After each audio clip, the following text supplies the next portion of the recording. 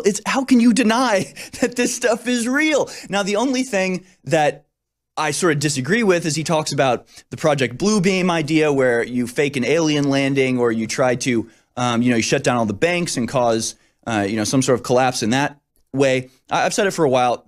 There is not going to be a collapse. The best possible situation for the world controllers, the model that they'd like to follow would be like the South African model, where just there is no major like, boom, this happens and suddenly it's chaos and they're going to try to make order out of chaos. It's more just the slow, constant, continuous, unstoppable degradation of our quality of life until, again, nobody can afford anything. Everything's rented. It's the paradigm of absolute control. Instead of debt, you're going to be a wage slave. You're going to be literally, what's the word for it? An indentured servant, right? Instead of getting debt for your school, the school will just get a percentage of your income following that, right?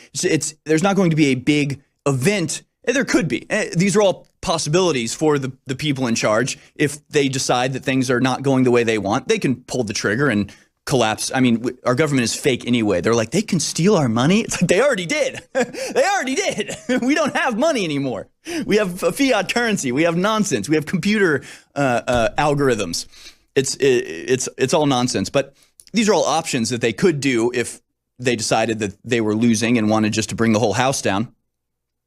But much more likely, they want to keep people just constantly in a state of almost collapsing, almost, going to fight back, but not quite, and keep them sedated and dumb and just let the collapse happen, let the snowball roll, and eventually we'll all just be enslaved, and we'll wake up and look around and go, wait, I don't own anything? Wait, I don't have any privacy?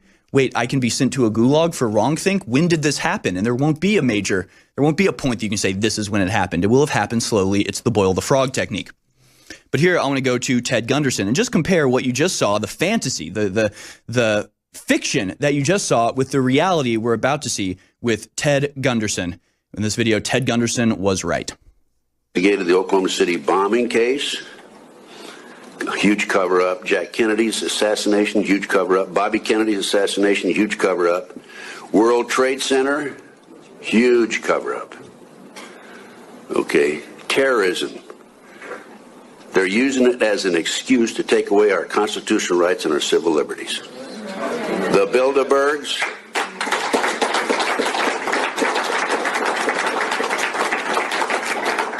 the Illuminati, Bilderberg, New World Order, globalists are the element behind this.